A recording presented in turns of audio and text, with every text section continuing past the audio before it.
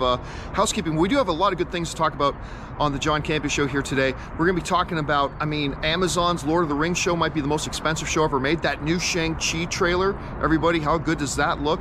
Did Alfred Molina just kind of expose how Doc Ock is coming into the new Spider-Man? We got that and a whole bunch of things more, but I want to give you a little bit of an announcement. So normally the John Campea Show happens at 10 a.m.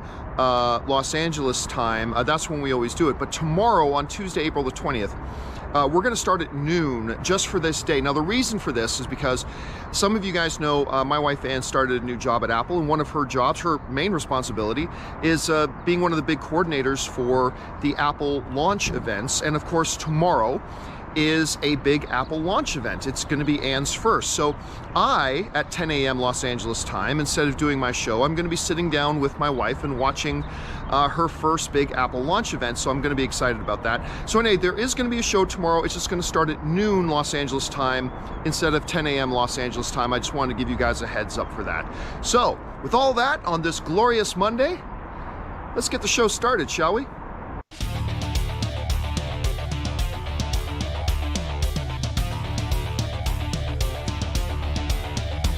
Well, greetings and salutations, everybody. Welcome to the best damn movie-related show on the planet Earth, the John Campea Show, coming from right here on my YouTube channel. I'm, of course, your host, John Campea, and it is an awesome honor and privilege, as it is every day, to have you, our international friends, gather around as we talk about our favorite things in the world, movies, movie news, TV, streaming, all sorts of good stuff.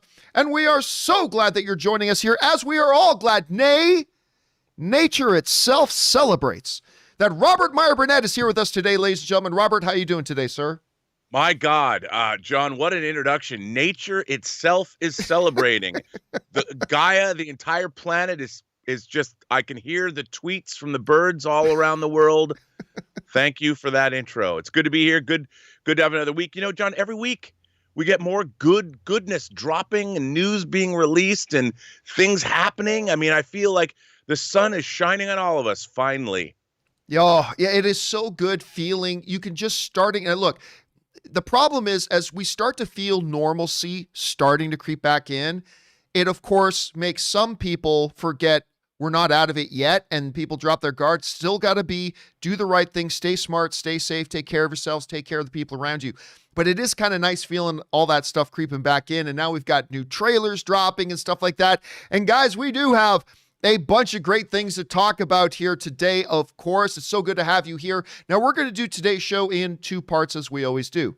The first half of the show, we're going to be taking some predetermined topics that we've lined up. And then in the second half of the show, we're going to take your live comments and questions. If you want to fire in a live comment or question for the show, simply use the tip link that's in the description of this video, or you could enter it in manually at streamelements.com/movieblogtv/tip. Just a little reminder though, guys, take a look at that top line. It says your name. I still get a lot of people who forget to put in their name and it just comes across as anonymous. And if you fire in a question and you support the show, I want to make sure you get a shout out. So make sure you fill out your name there for that. Okay, guys, without wasting any time today, let's go right into our main topic, shall we? And how do we select our main topics here on the John Campea Show? Well, it's really rather simple. You see, you guys come up with them. See, whenever you come across a big topic, issue, or story that you think we should make a main topic here on the John Campea Show, just go anytime 24/7 over to www.thejohncampeashow.com/contact. You'll be getting your comment or question on the show if your question gets picked. That's the key thing here. So once you get to the site, you're going to see a form. Fill it out with your topic or question. It's totally free. Hit submit, and then maybe, just maybe, you might see your submission featured as a main topic here on the John Campea Show. With that down, let's get into main topic number one, shall we? And our first main topic today gets submitted to us by Rayan Butt, who writes, "Hey, John, in an interview with Variety, Alfred Molina, who is awesome, revealed that he will be reprising his role as the same Doc Ock from Sam Raimi's Spider-Man 2 in Spider-Man No Way Home. He also stated that CGI will be used to de-age him to about the same age his character was in 2004. Although this excited me at first, I hope his character's redemption arc in Spider-Man 2 isn't gone back by John Watts and company. What are your thoughts?" All right, thanks a lot for sending that in, man. And yeah, So this came out on Friday, Rob, as I was nearing the tail end of the John Campea Show on Friday. But this news kind of came out. Now, we've known for a while, and we've been talking about the fact that, the universe was turned upside down when we found out that Jamie Foxx was coming back as Electro. We then later heard official confirmation that Alfred Molina was coming back to reprise his role as Doc Ock. Now, this left several questions lingering in the air, such as, are these going to be different variants of the characters that we've seen before? Jamie Foxx, for instance, has already, implied that his, this new Electro is going to look different than the other Electro, so we just kind of assume for the same for Doc Ock. However, Alfred Molina was just being interviewed, and he said some pretty surprising things. This comes to us from the folks over at Variety who write, "It was wonderful," Molina said. "It was very interesting going back after 17 years. F everything for this, that Spider-Man 2 was 17 years ago. I still can't wrap my head around that. It was very interesting going back after 17 years to play the same role, given that in the intervening years, I now have two chins, a waddle, crow's feet, and a slightly dodgy lower back. When the actor asked John Watts, the director of No Way Home, how the movie would bring Doc Ock back, since, as he pointed out, I died, Molina said that the director told him, in this universe, no one really dies, because, of course, it's the Marvel fake death universe. In their early conversations, Molina said that Watts told him that the movie will pick up Doc Ock's story from that moment in the river in Spider-Man 2, which in a franchise that includes multiverses, time traveling, and divergent timeline seems plausible enough. Now, he also went on to say that, in talking about how to make him look different, he brought up that concern, said, look, I'm 17 years older. And Watts said to him, hey, didn't you see what we did to Robert Downey Jr. in that thing? Didn't you see what we did to Michael Douglas? There's no problem. We're going to be able to digitally de-age you. Now, of course, the fascinating part about this is the fact that it seems like he's confirmed that this is the same Doc Ock, and something's going to happen when we see him in the dying moments of Spider-Man 2, that he's going to be picked up right from there. Something's going to happen. A portal will open. I don't know what they're going to do. Now, there is one thing to point out, though, that maybe that might not be what they're doing. Because one of the things that it says here, it says, Molina said in their earliest conversations, okay? In their early conversations, Molina said Watts told him was going to pick up where Doc Ock left off in Spider-Man 2. Now, so that may have changed by now. Maybe that was the initial idea. Maybe they changed it. For now, let's go with this at face value, that this is going to be the same Dr. Octavius that we got in Spider-Man 2, right from that moment of his death, now coming back into another Spider-Man. Rob, the ramifications of this and how far-reaching this could mean for what we are actually getting in Spider-Man No Way Home is countless. It's countless. Does it mean it's going to be the same Jamie Foxx, even though he's implied that it wouldn't be? Or maybe it's a different Electro from a completely different timeline universe. It sounds like this could get a whole lot of crazy, like a whole lot of nuts. Whatever, I just love, Doc Ock is one of the best movie comic book villains of all time. I'm not saying he's one of the best comic book villains of all time, but one of the best comic book movie villains of all time. I mean, partially because of Molina and his performance, I think Spider-Man 2 for a period of time could have been considered the greatest comic book movie of all time. It was fantastic, and he was great in it. So I don't know, Rob, you hear this whole thing. How do you break it down? What stands out to you the most, and what's your overall reaction to this? The thing I thought about is that the J. Jonah Jameson that we saw in Spider-Man Far From Home has to be the same one as well. Because why wouldn't he be? And, I don't know what the multiverse of madness has in store for us. But Spider-Man No Way Home comes out before that. So I think we're seeing all these things being teed up for a huge fun romp through the Marvel multiverse. And I'm like, wow, does that mean all of these? Like, we are going to get the real Tobey Maguire Spider-Man or the real Andrew Garfield Spider-Man? J. Jonah Jameson is real, that there is it's funny. I started watching the J.K. Simmons show Counterpart. I want to see that so bad. I never got around to it. I watched some of it, but it was cursory. I don't know why. It's so good. And I'm thinking, how interesting, you know, and John, I just think that the ramifications of this are pretty exciting because basically what they've done or what they're doing is they're incorporating all of these other iterations of the movies into the Marvel Cinematic Universe.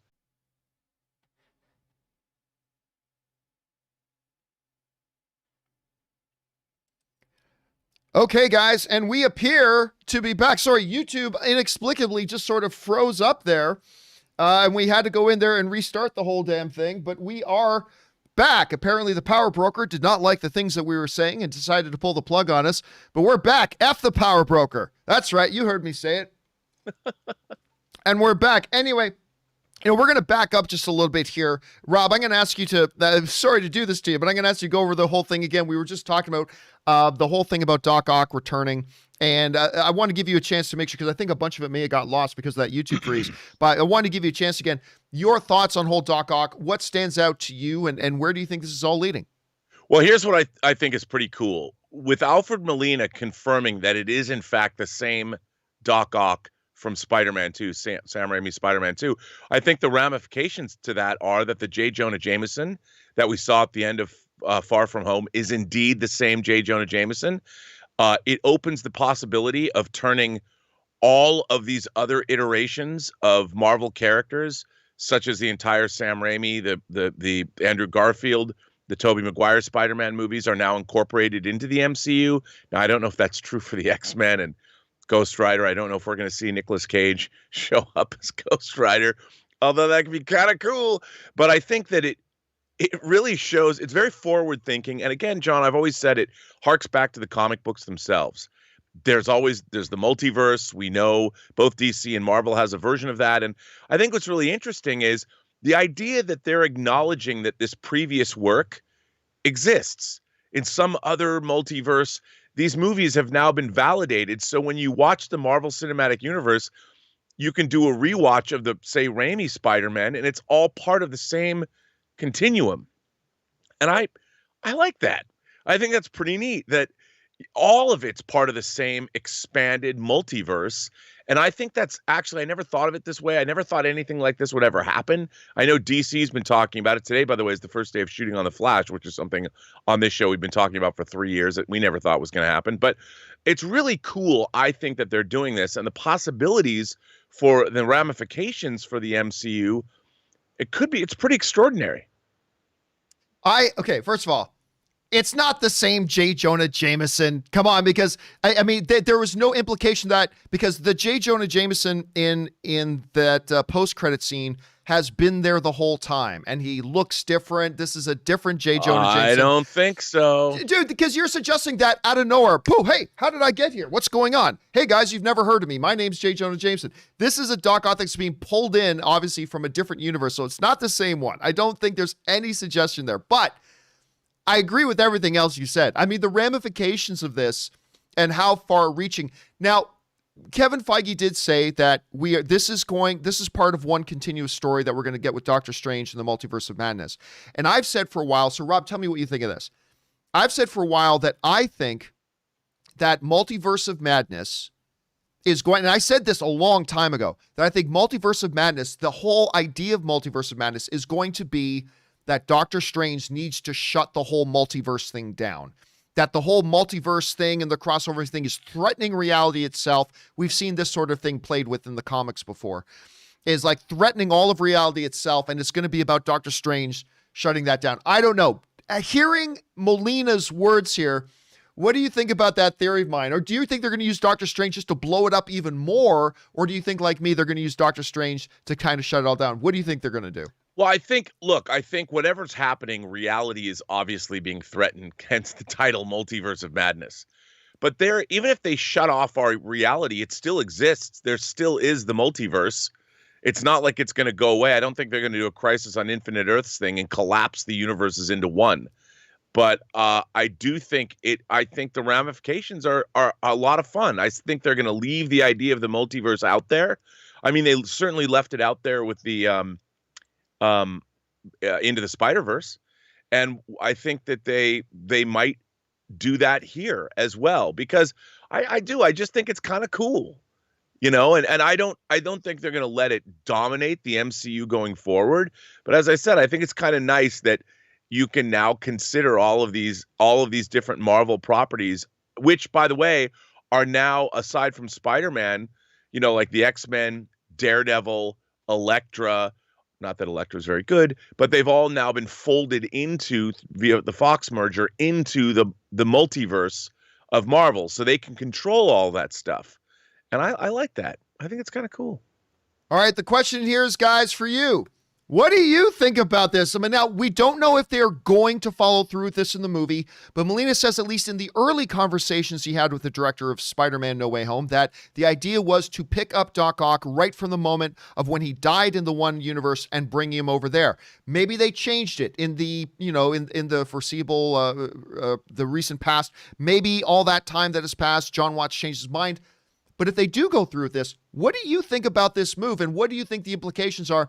Jump on down to the comment section below and let us know your thoughts. Okay, guys. With that down, let's move on to main topic number 2, shall we? And our second main topic today gets submitted to us by Taylor Kieran, who writes, "Hey, John. I just saw some new pictures from the Thor Love and Thunder, and it looks like we get our first look at Christian Bale as Gore the God Butcher. Not so much in costume or anything, but it looks like he shaved his head. Do you think the shaved head indicated that he'll most likely be practical instead of CGI? I mean, why shave his head if we're not going to see his actual head, right? What do you think?" All right, thanks a lot for sending that in.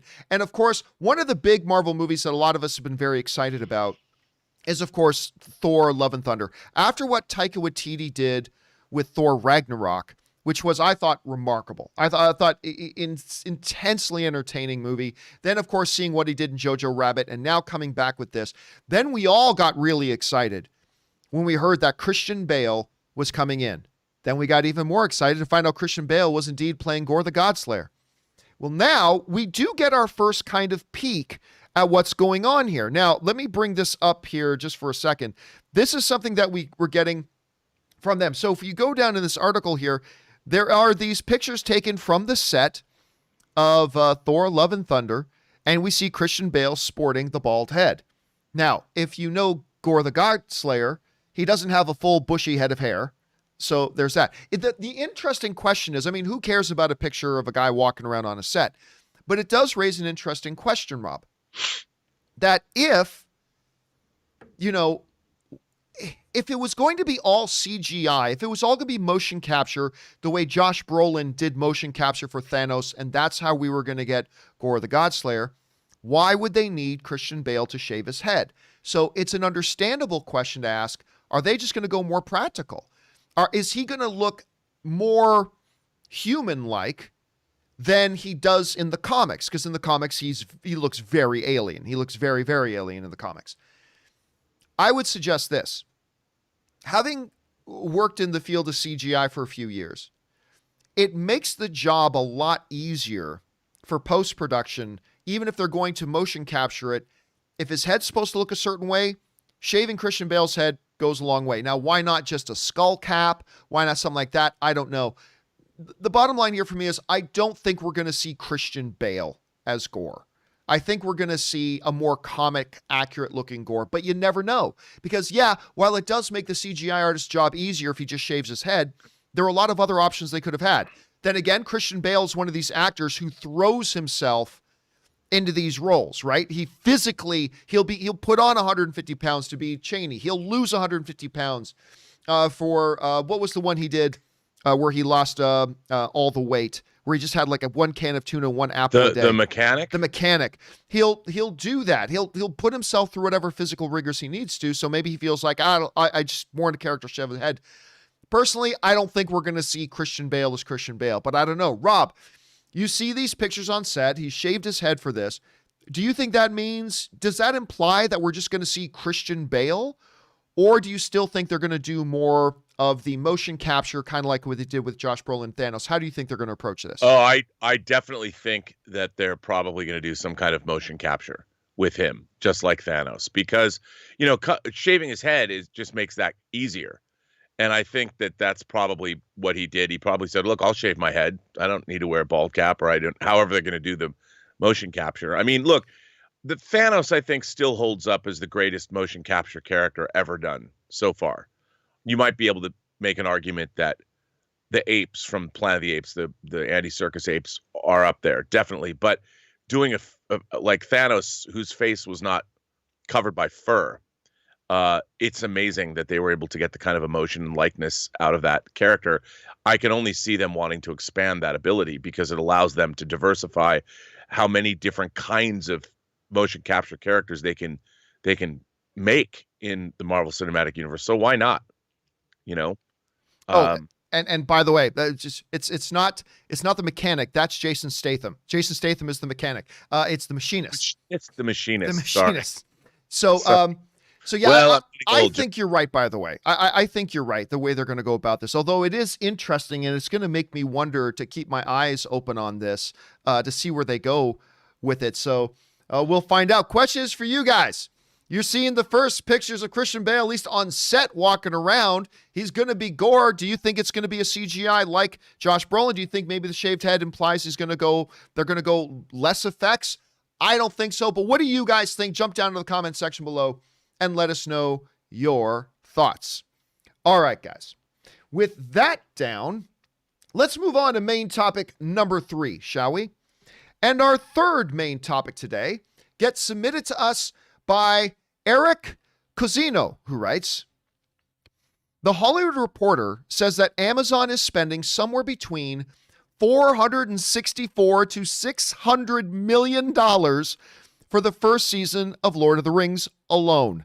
Part of that is the cost of the rights." Well, maybe. We'll get to that in a second. With Game of Thrones as an example, they could be spending as much as $1 billion by season 5. How can Amazon possibly recoup this cost? I doubt Lord of the Rings can generate that much income through increased subscriptions or even merchandising. Is this simply for the perceived marquee value, or do you think Amazon has to do Lord of the Rings feature films with theatrical releases to turn a profit? All right, thanks a lot for sending that in, Eric. And of course, one of the, if not the, most important and exciting to me upcoming streaming series is Amazon's Lord of the Rings. I'm more excited for it than I was for Falcon and Winter Soldier. I'm more excited for it than I am for, Mandalorian season 3. I'm more excited for this than just about anything. Lord of the Rings going there. Not to mention, a while back they put out that behind the scenes video showing all the behind the camera talent that they've got lined up working on this show, which to me was remarkable. And now we find out just how deadly serious Amazon is taking it. This is going to be the most expensive show in history by 2 or 3 times. Like, not eking out becoming the most expensive show in history. It's like lapping other shows to become the most expensive show in history. This comes to us from the folks over at Hollywood Reporter who write, "What I can tell you is that Amazon is going to spend about $650 million. Now, this is coming from Stuart Nash, the New Zealand Minister of Economic Development. What I can tell you is that Amazon is going to spend about $650 million, that's $465 million US, in season 1 alone. Stuart Nash, New Zealand Minister of Economic Development and Tourism, told the Morning Report. This will be the largest television series ever made. By comparison, HBO's Game of Thrones cost roughly $100 million to produce per season. The eye-popping Lord of the Rings price tag almost certainly doesn't reflect season 1's production costs alone. The rights to the Tolkien property cost an estimated $250 million. So, now Hollywood Reporter goes on to say that 465 could be larger than that. Maybe yes, maybe no. But here's the bottom line. This show is expensive. This show is expensive as hell. Game of Thrones clocking in at about $100 million a season. Even if, and there's no confirmation here, but even if that $465 million for season 1 includes the base rights cost of $250 million, you're still talking about one season is going to cost anywhere in the neighborhoods of $210 to $240 million, up to $300 million for one season. That is a per episode cost that triples its closest rival. That is insane. That is insane kind of money. So, going back to the question that our viewer initially posed is, what's the strategy here? How on earth can Amazon even remotely hope to make that kind of money on a streaming service? Do they really think they're going to get that many new people signing up for this one show? And the answer to that is no, they don't. They know, Amazon knows that they're not going to recoup all their money on this show. They know that. So the question becomes, then why do it? And the answer is this. It is like the viewer wrote in. It's the marquee value. It is almost, they're almost going to be looking at doing this Amazon series as a marketing budget, right? We make this to plant our flag and say, we are the game in town. You can keep talking about Netflix. You can keep talking about Disney Plus, but we are planting our flag and saying, we're the guys to beat. Now, they may be completely wrong about that, but that is what they're doing. They're saying, you're going to pay attention to us. This is a prestige move, so that not only do you look at Lord of the Rings, but that they'll get everybody to take a much closer look at Amazon Prime. Now, listen, Rob, I've thought for a while that they should change the name of their streaming service. Like, I get it. It is a benefit of being an Amazon Prime member, but Amazon Prime means so much. It can mean getting free downloadable content for your mobile games. It can mean your free shipping you get when you order items off Amazon. It can mean your streaming service. I've almost felt like for a while they should specifically give a name to their video content streaming service so people understand a little bit. I think this whole move and why they spend all this money is simply to make themselves a player, and they believe there are going to be long-term benefits by saying we have the marquee streaming show in the world, and we're not sparing any expense to do it. Now, whether this strategy works or doesn't work, time will tell. Maybe this will be an elaborate, burning of money and a complete loss. But their strategy going in is, this is about establishing our brand. This is about establishing our identity. This is about staking a claim saying we are the guys to beat.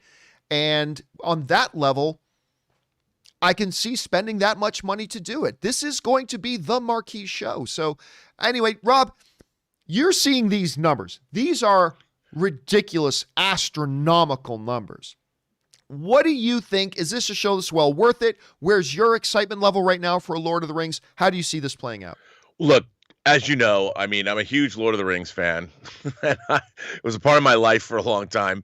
And I think it's great that they're doing a show about the Second Age. Delving into the whole history of Middle-earth and as documented in things like the Silmarillion. But John, the business of movies and television, it hasn't changed that much since the dawn of cinema. Movies and TV are still made the same way. The amount of money that they're spending on this show exceeds that with this production budget of all three Lord of the Rings movies put together. And this is only for the first season. And I wonder, where is this money going? Are they hiring a cast of thousands to play extras? They can just use the massive software they created, 20 years ago. I just wonder, is this smart? And look, lots of any science fiction, fantasy, or even a horror show that takes place in different places, like Star Trek in the 23rd century or in the future, or even in the distant past, like Game of Thrones, you might be able to go shoot in Dubrovnik or someplace that has ancient cities, but a lot of it has to be built, fabricated from scratch. And there's a big expense up front on many, many kinds of shows like that. Like on Star Trek, you have to build the bridge, you have to build the corridors, you have to build the phasers. Everything has to be built from scratch. But this, you're making it New Zealand, you're making it Middle-earth already. I just don't understand where all the money is going. Why is this show so expensive? It's not like your cast is full of Oscar winners. So where's the money going? And I'm not saying that there's any impropriety here. I just wonder, no matter how much money you're spending, how do you end up spending this much money on a per episode basis? This is far and away the most expensive television show ever made, by not just a little bit, by an extraordinary amount. And I'd love to see, how is this done? I hope we get the definitive making of book, because man, with the rights alone, I mean, God, you're pushing $1 billion. That's a lot of money. I mean, when you think about it though, let's say it cracks down to being $300 million on production, that they're spending $300 million on production for this season. That is still a big number. But when you compare it to, say, it's basically the cost of a really huge, big blockbuster movie, right? So, yeah. So what they're saying is, we are putting in enough money to be amongst the most expensive big blockbuster movies of all time, but it's going to be an 8-episode season. You know, it's going to be 8 hours instead of 2 hours and 45 minutes. On that level, when you think of it in those terms, if we can see where the money goes to in Avengers Endgame, then we can start to imagine what they may be putting into in an even longer, by double the length of time at least. Yes. Thing. But it also means, look, even in Falcon and Winter Soldier, because Rob, you and I gushed about like that episode 1, that aerial combat action sequence. It looked very cinema-esque. Yep. But as we watch Falcon and Winter Soldier, as much as I'm enjoying it, it certainly does most of the time. You can feel the production value difference between an episode of television versus what we would become accustomed to seeing in the theaters for a theatrical experience. To me, this says every second of frame shooting in this Lord of the Rings show is going to be purely done in an absolute big blockbuster cinematic way. Yeah.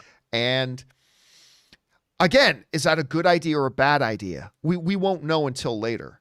But the difference is those cinematic movies, John, we're going to recoup. Endgame made $3 billion at the box office, recouping its production costs.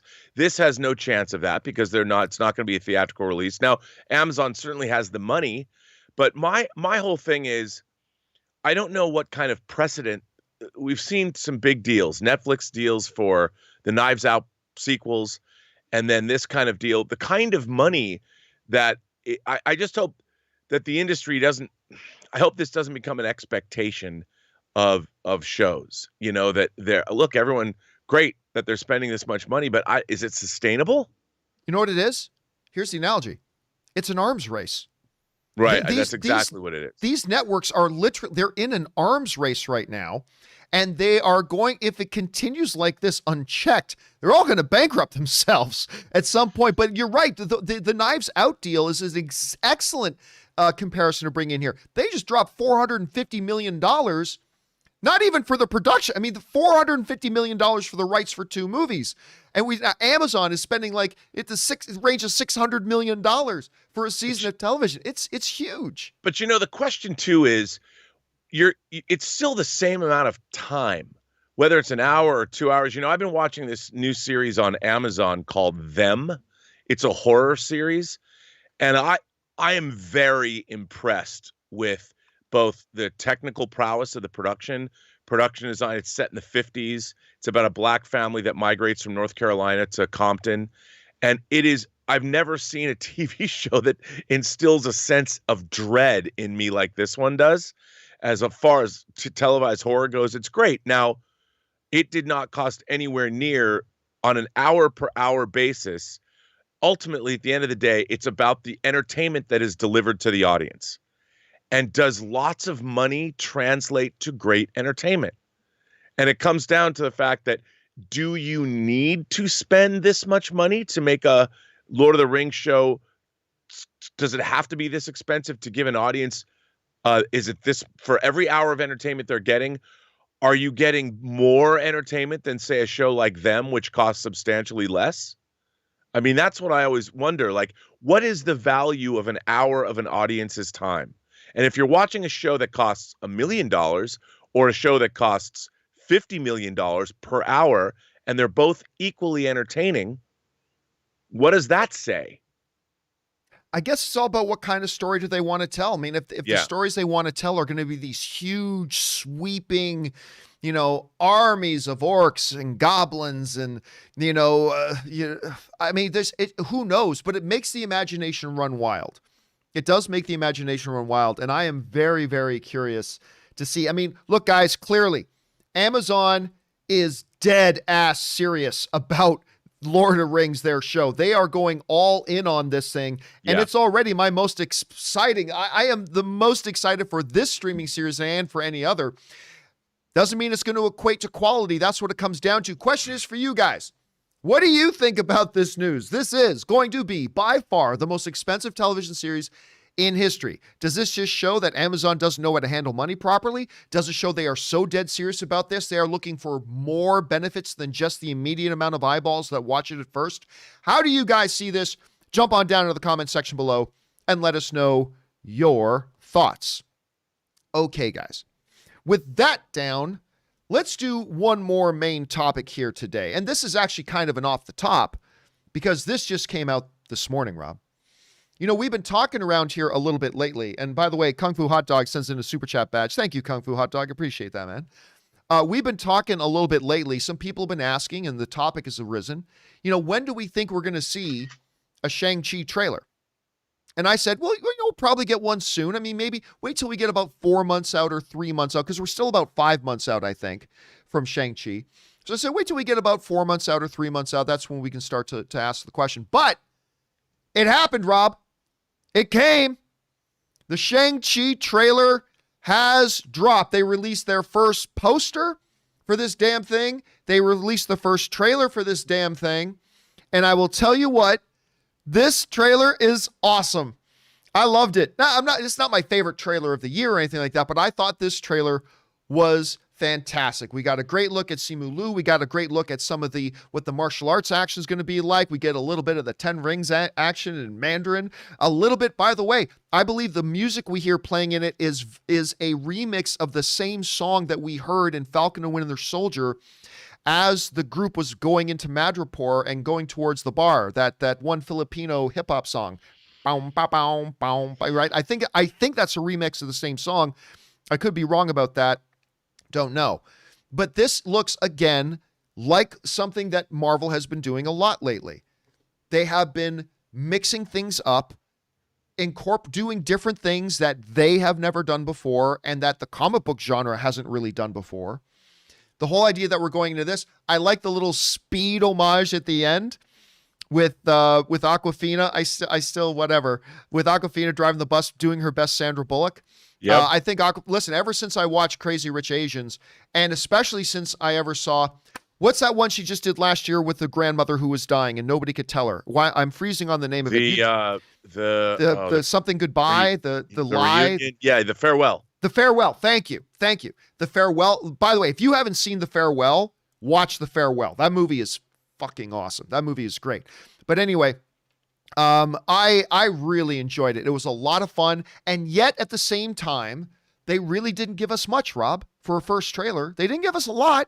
I mean, we understand this is a kid who has left his father. His dad says, you got 10 years to go do your thing, but then you got to live up to your responsibilities. He's saying, no, I'm not going to do that. We see a little bit of action, little glimpses here and there. For a first trailer, it was a perfectly executed first trailer. And I got really hyped for it, and I really like what I saw a lot. Rob, the first thing you and I said to each other when we got on the line today was like, did you see the Shang-Chi trailer? Anyway, Rob, You had a chance to see this trailer. What did you think about it? Dude, I'm stoked. I mean, I was a huge fan of the Doug Mensch, Paul Gulacy run on Master of Kung Fu in the comics back from the 70s. By the way, you can get those as in omnibus form. I love this. Tony Leung is one of my favorite actors, and that he's playing the Mandarin. I'm like, come on. And you see him in multiple eras of time. And and there's the what they could expand using this universe. I mean, Fin Fang Foom could come into the Marvel universe in this movie. There's so many cool things about this trailer. And I know there's a lot of people that probably are perplexed by it, but Shang-Chi was once a member of the Avengers. So I'm a huge fan of this particular comic and the characters and the milieu. And I am hyped. I can't wait. Cannot wait.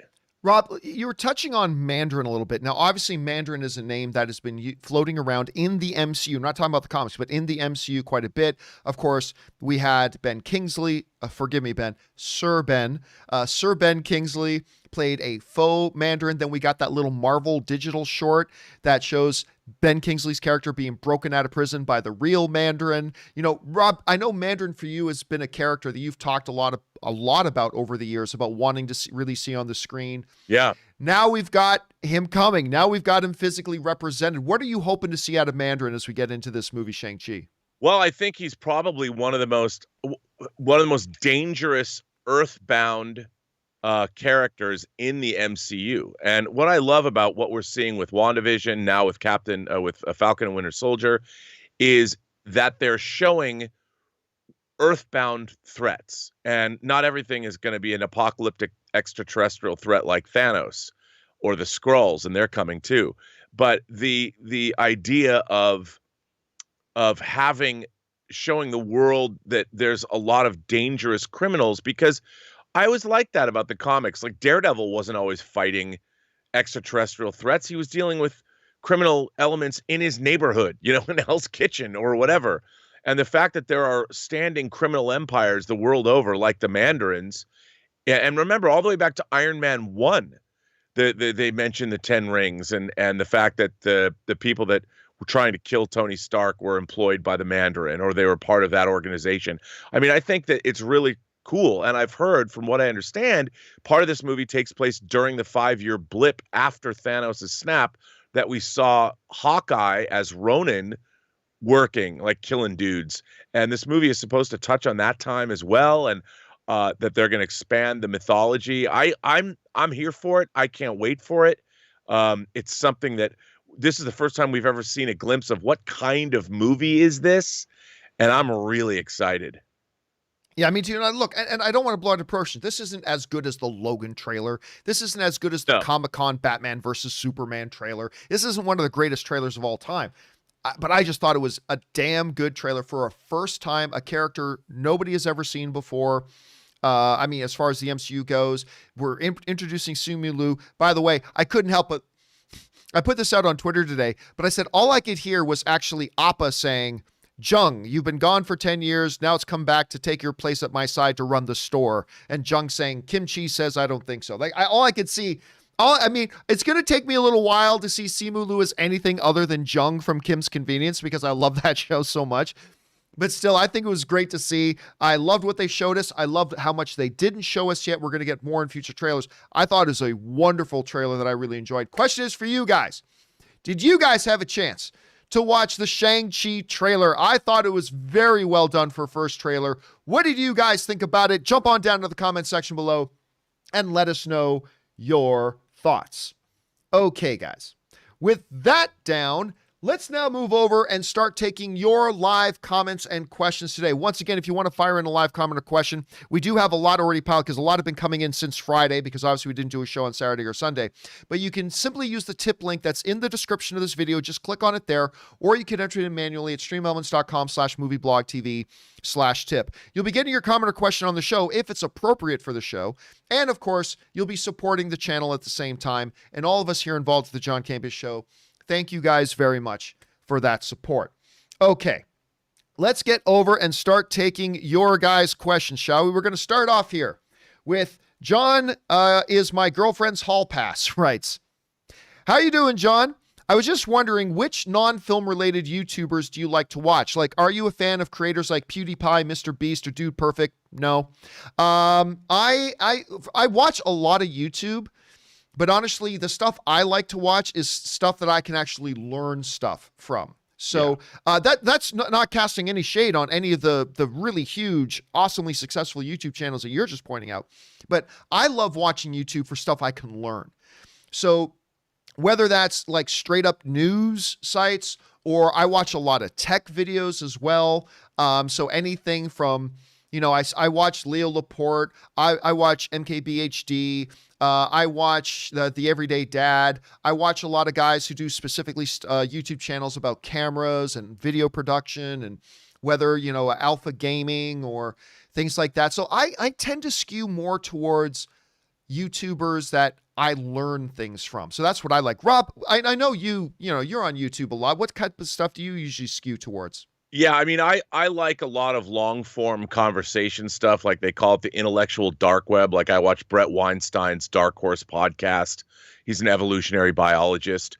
I watch automotive YouTube, people like the Stradman.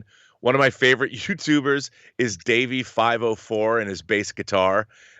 Something that's totally out of my wheelhouse, but I just love his videos and I think he's hilarious. And he's an amazing bass guitarist. I watch a lot of, I hate to say it, but model building channels like Aztec Dummy, Lou Delmaso, who builds Starship models. And I watch Genic, who is, I think he's Japanese, but he's a genius airbrush painter for like Gundam model kits and car model kits. I could sit there and watch his channels for days. I can't believe I'm going to admit this, but Gunpla Melly, this girl who collects Gundam, but I feel like a dirty old man watching her channel. And if you ever just tune in and watch one of her channels, you'll know, or watch one of her videos, you'll know exactly what I'm talking about. But I like to see what she collects. So, and then of course, Justin's Collection, who's my favorite hot toy YouTuber on the internet. And he has almost every day drops videos that makes me want to slit my throat because I could never afford all of the joys and wonders he shows us. All right. Next up, we'll go to Sean H., who writes, "Hey, John, the new suit for Sam is basically a gift from T'Challa/Shuri, as they would have to approve for that to be given out. So one more gift from the Wakandans, and now Sam and Bucky have connections to Wakanda. What are your thoughts?" I mean, look, first of all, we don't know for sure that he's going to open that case and it's going to be a suit. I mean, I'm 99% sure that's exactly what it is, but who knows? Maybe it'll be a, sorry you lost your boat condolence card or something like that from Wakanda. But obviously I think it's going to be, Rob, what I think we're going to see in that case, I think we are going to see a combo of a Captain America themed aesthetic combined with a Falcon functionality. So I think it's going to have the wings. I think it's going to have a lot of that. And I still, look, I've said from episode 1, I think this thing's going to end with Sam being proclaimed as the new Captain America. There's still a chance he decides to go by a different moniker, but still has a lot of Captain America legacy stuff, like the design of his suit, the shield he'll carry, but we'll see where they go from that. But I feel like it's going to be a Captain America inspired look with a Falcon functionality. What do you think we're going to see in this case? I think we're going to see a Captain America Falcon suit, full on red, white, and blue, the big star. And he's going to be wielding that shield from the sky. I mean, that's going to go full on. And he is going to be declared the new Captain America. Either he's going to be declared that, or he's going to declare himself the new Captain America.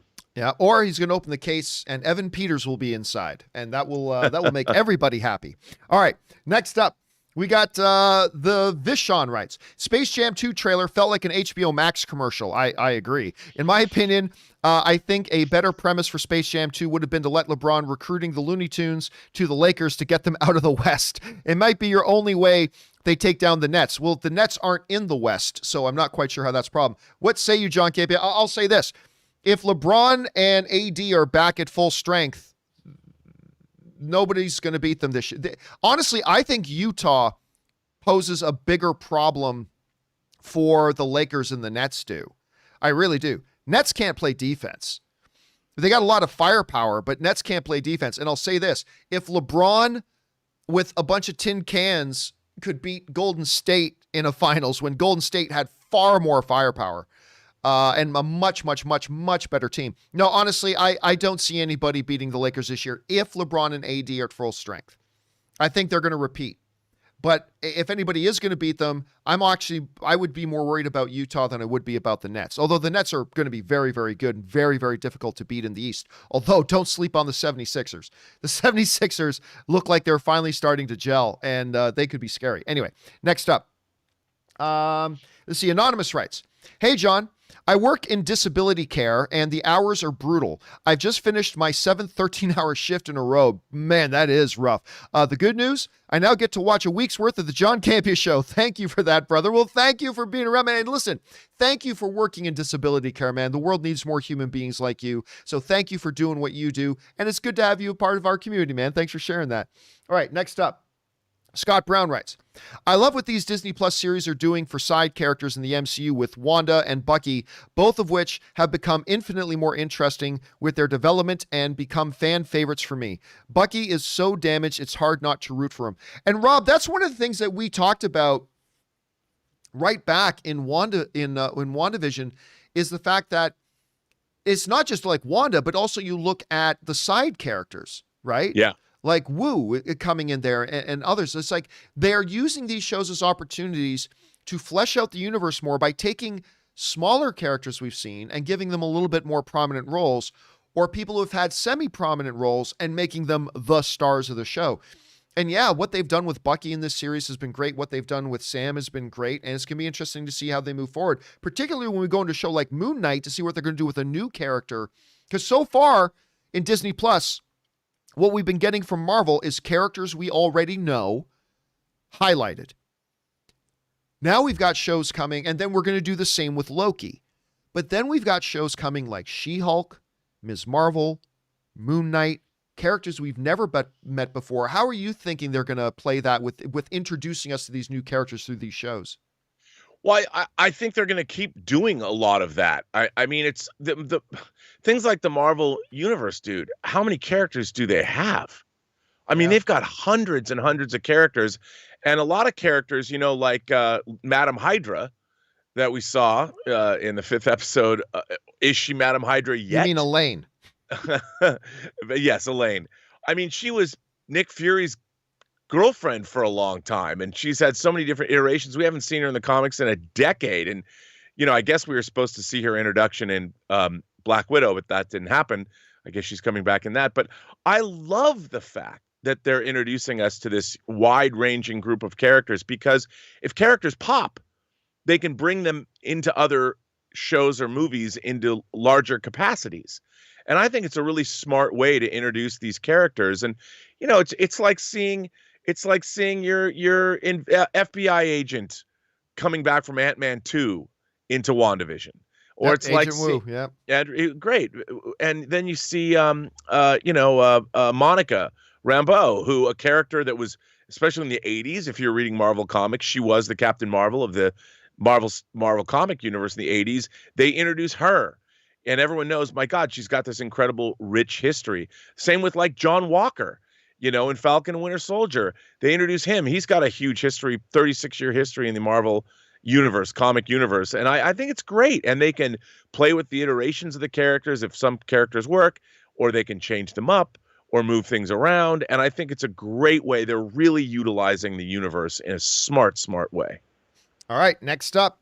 We've got GQ writes, hey, Gio, wouldn't you want to see a John Wick versus Hutch Mansell, the character from Nobody, where they fight, then join to fight a greater villain? I'd watch the hell of that. No, I wouldn't want that to be the storyline, because we've just seen that a whole ton. We've seen that in Batman versus Superman. We saw that in Godzilla versus Kong. It's been played out.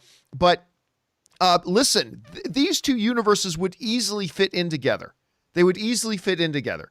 So I would be down for watching a movie that features both John Wick and Hutch. I'd be down for that. Just don't do the same thing we've already seen 1,000 times, where they fight each other, then they got to team up to fight somebody else. Because if those two fight each other, somebody's going to die, right? These aren't two guys that fight with, like, especially John Wick. John Wick, when he fights, he's trying to shoot you in the face.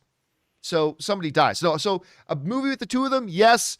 That old formula of they fight against each other, then they team up to fight a bigger bad, I wouldn't be interested in that so much. All right, the Wakandan Forever writes, somewhere some villain schemes, but his number's up. Here comes Darkwing Duck. When there's trouble, you can call Darkwing. Let's get dangerous. Okay, John, who would you want to get their own live-action series or film? Darkwing or Darkwing Duck? Oh, that's easy. I never liked Darkwing Duck. I honestly think Darkwing Duck is a completely lame character. I've never understood anybody's fascination with it. It's all subjective. If you love Darkwing Duck, that's great. I've just never understood why anybody likes Darkwing Duck. Darkwing, who is a complete Batman ripoff, obviously, but Darkwing from Invincible, I would watch a show about him. Yeah, I'd totally watch a live action, but Darkwing, no, I have no interest in that. Rob, you've been watching Invincible, yes?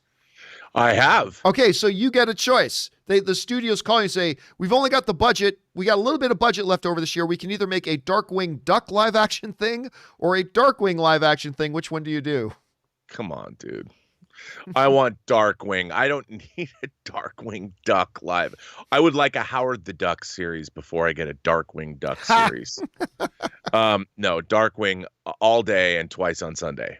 All right, next up, we've got Wakanda Forever, who also writes, summer vacation. I live in Northern California Bay Area. I want to visit the Walk of Fame. What other tourist sites do you recommend in the Los Angeles, Southern California area for film fans to visit? Well, the one I always go to the same thing, which is there's lots of iconic film locations in Los Angeles, obviously. But for me, the place to visit, the holy ground, if you will, is the Chinese theater. Because I remember growing up as a kid, Rob, looking at images of the Star Wars premiere at the Chinese theater there on Hollywood Boulevard. And so for me, the place, and by the way, you'll kill two birds with one stone. You'll be able to see the Walk of Fame and you'll be able to visit the Chinese because they're right there.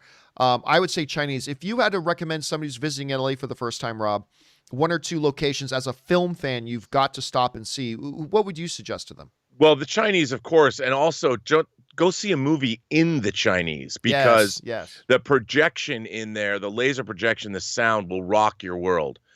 I would have said go see the Cinerama Dome as well. It's still there. It's still there. You just can't go in. Very, very frustrating with me, to me, and for me, whatever you want to say it. But those are the two places I would say. Although, you know what? The IMAX theater, the bridge, that's not the bridge, the IMAX theater at Universal City Walk. Is that an AMC up there? Yeah, it is. That is a good IMAX theater. And you get to see City Walk and take in a movie at that IMAX theater because it also is very good. All right, next up, we've got Suthius who writes, hey guys, just watched the video about Godzilla vs. Kong's worst things. That's right. I put up a video that's on the channel now called you guys know how much I enjoyed Godzilla vs. Kong. I had a great amount of fun with that. But it's not perfect, so I put together a video called The 5 Worst Things About Godzilla vs. Kong. Anyway, that's what Suthius is talking about. I watched your video about Godzilla vs. Kong's worst things, and I agree with the first 4, but I'm fine with them. I'm also fine with inverse gravity, but what I'm not fine with is how fast it took Kong and the new HEAV to reach the surface. So I give a little bit of a spoiler, Rob. One of the things I said is a really big problem. Like, I understand suspension of disbelief in movies like this. Absolutely. But you can only take suspension of disbelief so far until it pulls you out of the movie. And by the way, I'm about to give a little bit of a spoiler for Godzilla vs. Kong. So just to let you know. So mute your computer now for a second if you care. Not that anybody's watching Godzilla vs. Kong for the deep narrative plot. But at one point in Godzilla vs. Kong, Godzilla uses his nuclear breath to blow a hole down to the center of the Earth, to Hollow Earth, where King Kong is. So forget for a second that his nuclear breath is that powerful. And forget for a second the type of aim you would have to have. The center of the Earth is, from Hong Kong to the center of the Earth, Rob, is 4,000 miles. Now let's say Hollow Earth isn't exactly at the center of the Earth. So let's say it's a little further up. So let's give it 1,000 miles difference. So we'll say it's 3,000 miles from where Godzilla is in Hong Kong to where King Kong is in Hollow Earth. Godzilla just blows a tunnel with his nuclear breath down there to giving King Kong a way to get right to where Godzilla is. Here's the problem. There's no magical Stargate warp gate in that new hole where, like, following one of the few paths that Godzilla or King Kong and the humans took to get to Hollow Earth.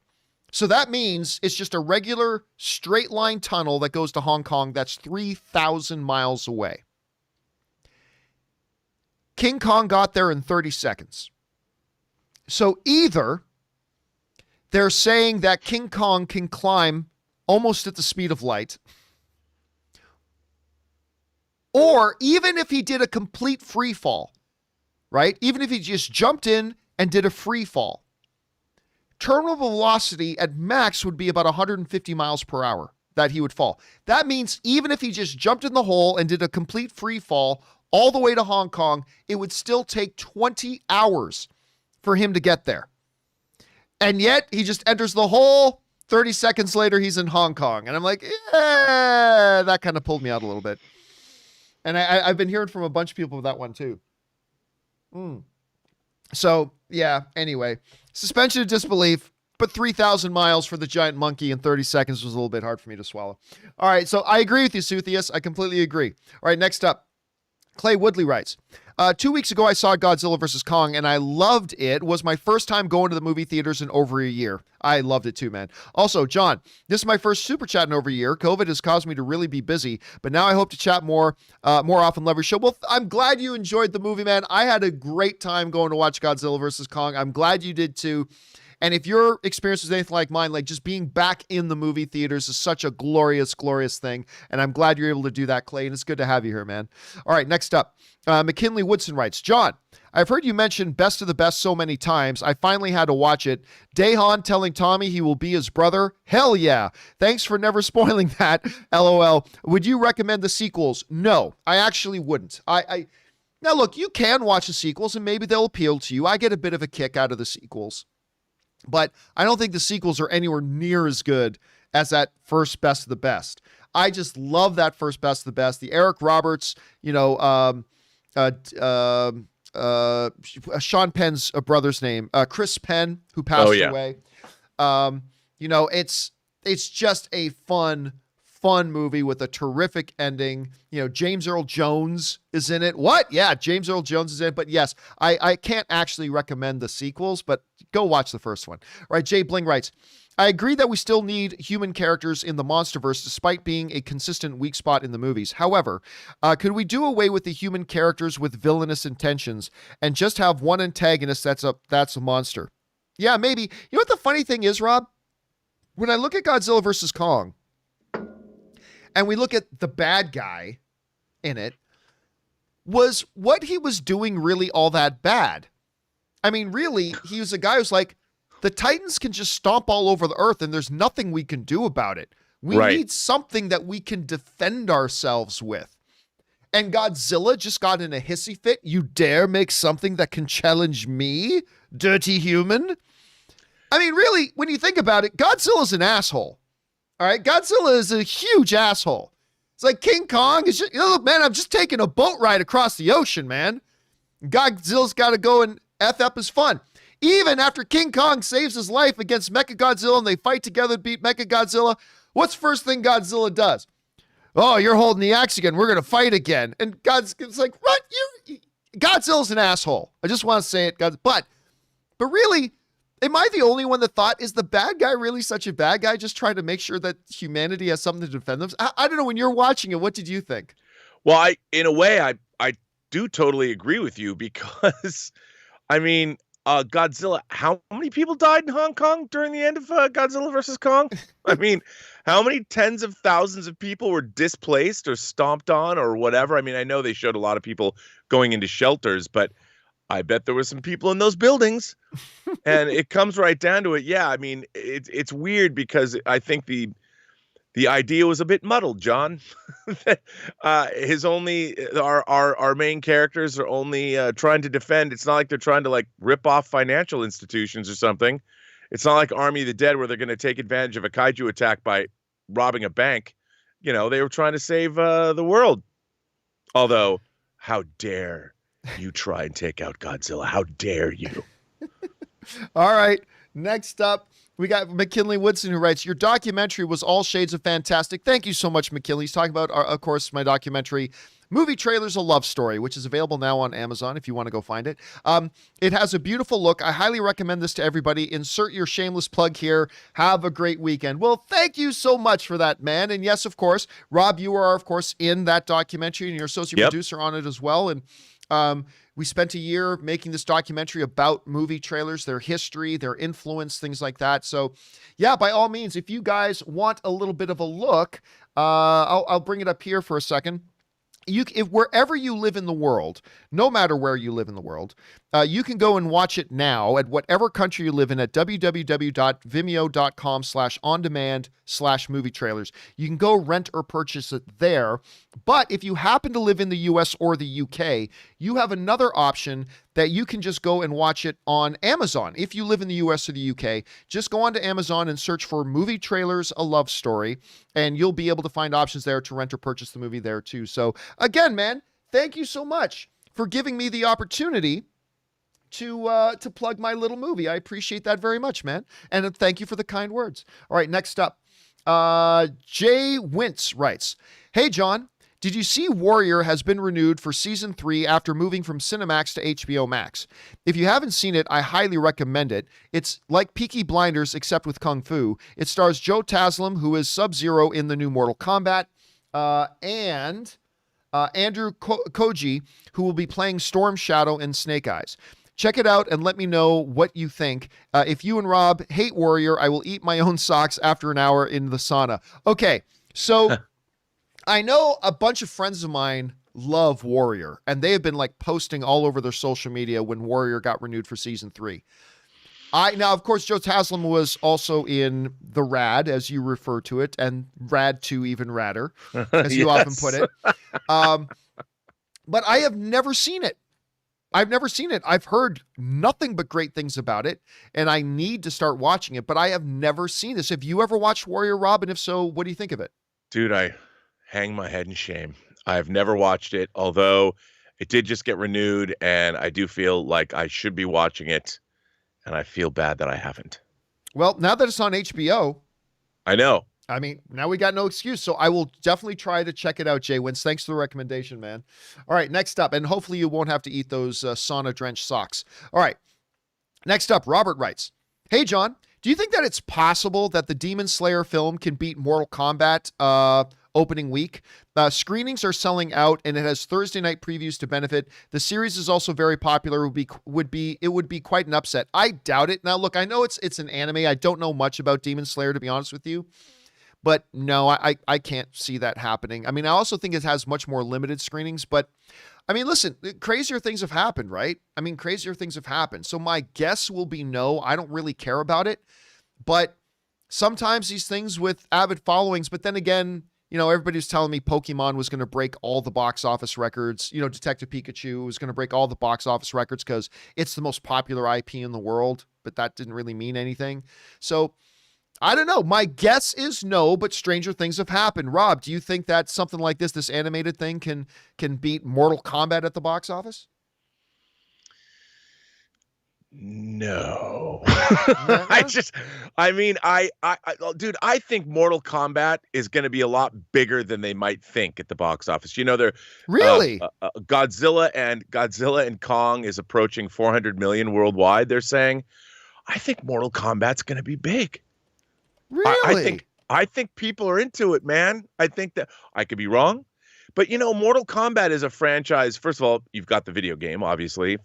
Everyone loves Mortal Kombat, but people I think are stoked for this. And after that trailer, you know, even you and I were like, okay, we're in.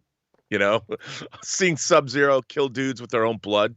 Who doesn't want to see that? And I think if you're going to have a great movie-going experience, just like Godzilla versus Kong, this is the same kind of thing. You can actually cheer in the movie theater, and no one's going to say "shut up." I think this is going to be big. Now, will it? Maybe I'm not saying it's going to win. I'm not going to say it's going to win the box office, but I'm going to say I think it's going to do very, very well. By the way, and I'm glad you brought that up.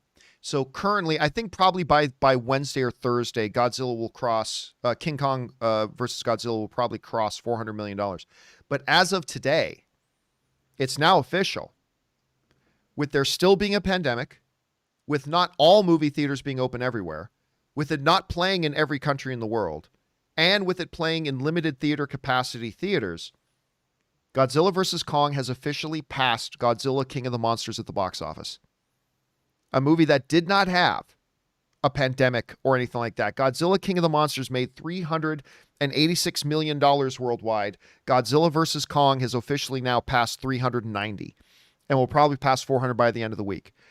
I think that's not a super glorious thing to say about Godzilla versus Kong, nor is it shade on Godzilla versus King of the Monsters. I think if anything, Rob, it highlights again just how badly people have been wanting to go back to the movie theaters. Yep. And even though they had the option to watch it on TV at home if they wanted to. Yep. And it's still going to get $400 million. Anyway, it's an impressive feat. All right. Next up, we've got Vegetable Tube writes, me, hey, John, are you a lawyer? John Campea. I'm not a lawyer, but I did stay at a Holiday Inn Express once. I miss those commercials, by the way. I do miss those commercials very much. I thought those were very, very clever commercials. All right, Jackass121 writes, hey, John, why do studios feel more inclined to inject new main characters into adaptations than focus on making a good story? Well, I would argue, Jack, that they infuse new main characters in order to propel their storytelling. Anyway, I read an article about the new Mortal Kombat film regarding the character of Cole and why the studio mandated that he be added. I get that it helps to introduce the audience to the world, but it doesn't seem like a tried and true formula. For me, it makes the staple characters feel like an afterthought in their own story. For better or for worse, your thoughts, thanks. Well, I mean, Jack, you kind of answered your own question. They brought in that character. Now, again, remember, I haven't seen the movie yet, Rob. So I'm completely speculating here. I haven't seen the movie, but I think you just answered your own question. They brought in that character because they felt it would be a good gateway character for the audience to translate their perceptions through to understand the world that they have. And remember, this is the movie. This is a brand new incarnation of the movie. So nobody is a main character in this movie yet until the movie starts to play.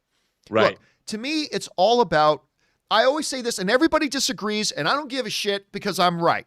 The number one job of a filmmaker, Rob, when it comes to adapting a novel, a comic book, an old TV show, or whatever, the number one job of the filmmaker is not stay as true as possible to the original source material. That's right. Not the number one job. The number one job is make the best movie possible. And if that means you need to do heavy adaptation, you do heavy adaptation. Sometimes it works and sometimes it doesn't, but that's where their focus needs to be. And so I feel like if they feel like this is the best way to make this movie as good as possible, to give us a new character, to tell the world of Mortal Kombat through that perspective. And you know what the other thing it does, Rob? Here's the other thing it does. It takes away the whining and bitching that people like me and many other film fans like to do. Because what would happen? If they made, like instead of Cole, let's say they made Jax the prime center character of this show, or of this movie. Well, everybody who Jax isn't their favorite character is going to moan and whine and bitch. So why'd you make Jax the main character instead of, Johnny, what's Johnny's last name again? Johnny Cage? Instead of Johnny Cage. How come you didn't make Johnny Cage? Johnny Cage isn't even in the movie as far as I know. But, yeah. By bringing in Cole, you take away that argument altogether. You can say that, look at all these great, iconic Mortal Kombat characters, and they're all getting equal treatment because the story's being told through this new character we've introduced. Now, again, I'm talking out of my ass because I haven't seen the movie, but that's kind of my speculation. Rob, you look at a situation like this, how would you rationalize it? Well, I thought that you put it well. I mean, it's when you're adapting something, what you want to do is you want to retain the spirit of the original thing. So that spirit shines through, so it's recognizable. And with the Mortal Kombat movie, which is look, let's face it, it's an adaptation of the video game. So, you're going back and you're looking at that concept and readapting it from scratch. I mean, obviously the filmmakers were obviously fans, I think, of the other, who isn't, of the, I mean, like we've talked about, the first Mortal Kombat movie, the Paul Anderson, it's not great, but it's fun. You watch it with a big grin on your face.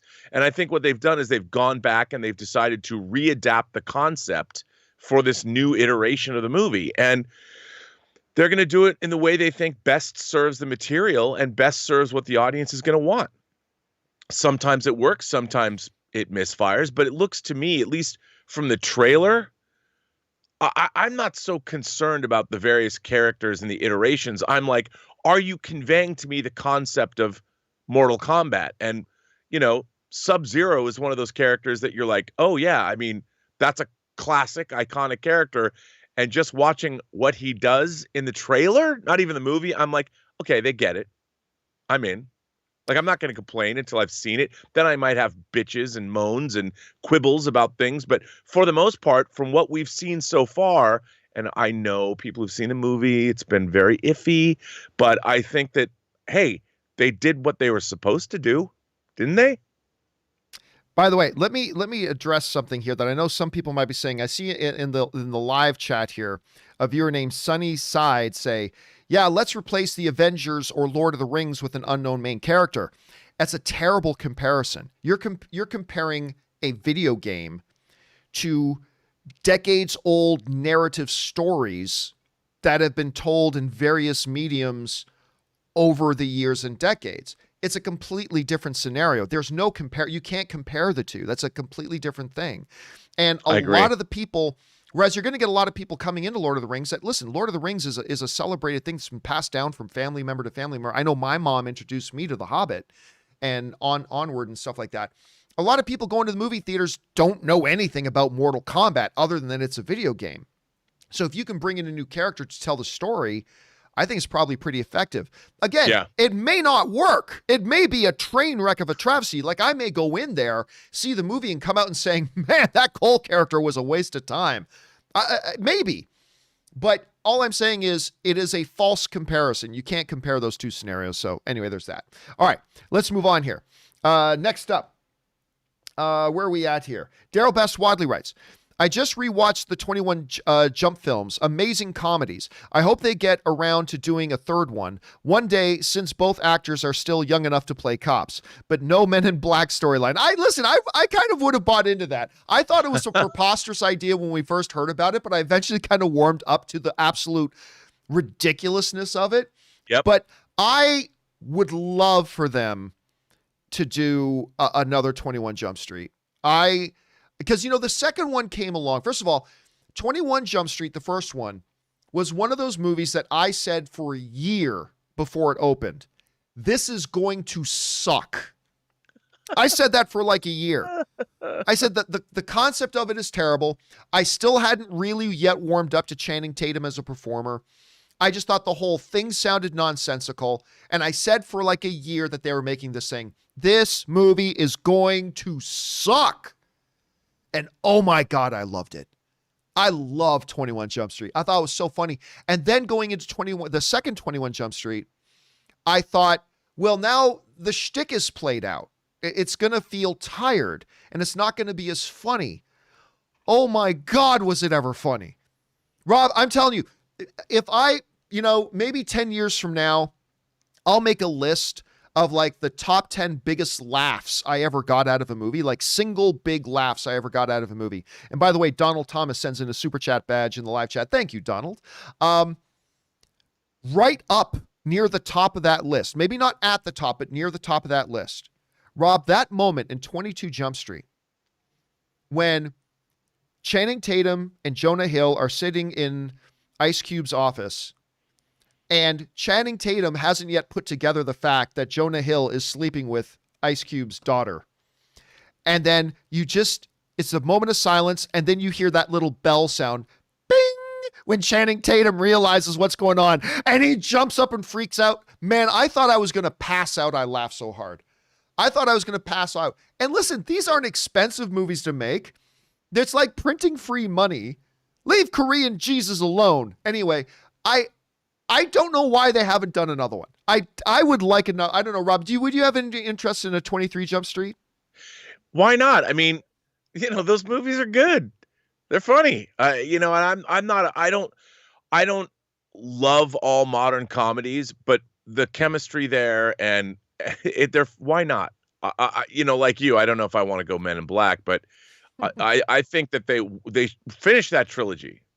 Make it happen. Make it happen. Make that trilogy happen. Anyway, next up, we've got Daryl Best Wadley writes 1 of 2. Also, while rewatching 22 Jump Street, I hated what they did with Jonah and Channing's characters.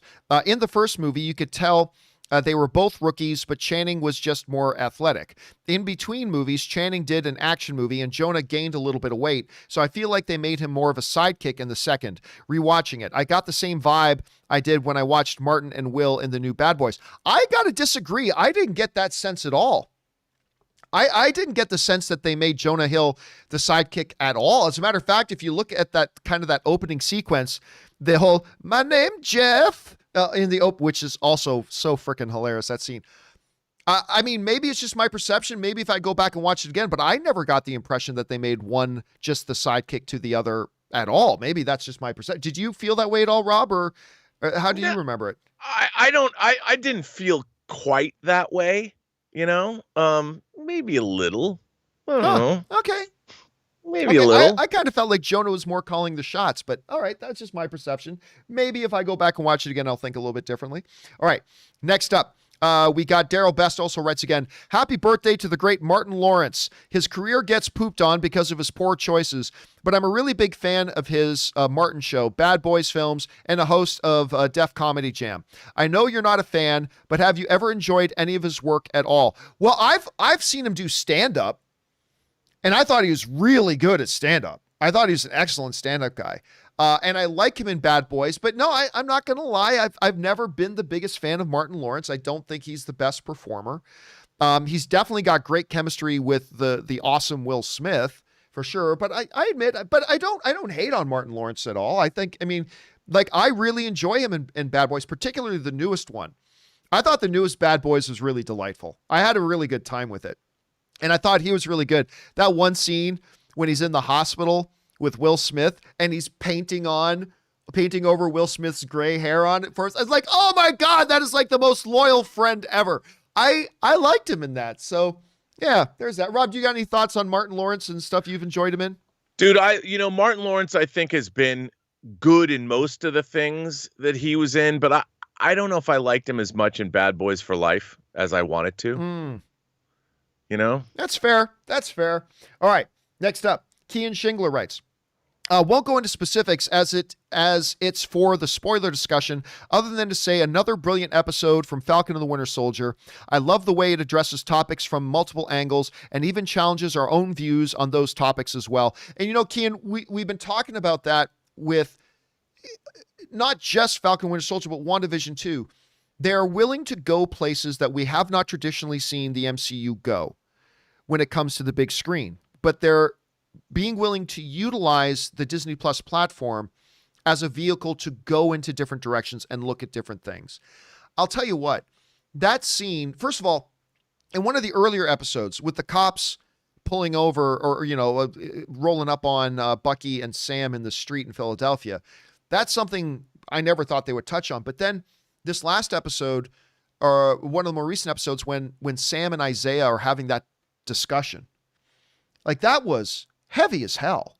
Yeah. And not something that I would expect to see in any comic book movie, really, particularly not one of the mainstream, like a DC or Marvel comic book property.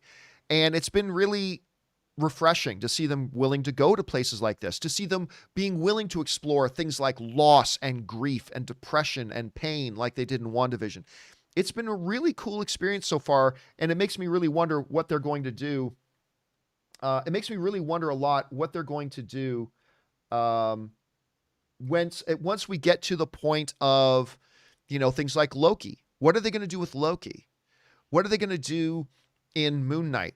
What are they going to just, these sorts of things? And it makes me excited, Rob. It makes me excited knowing that they're the normal barriers for comic book stories. They're kind of blowing those barriers open.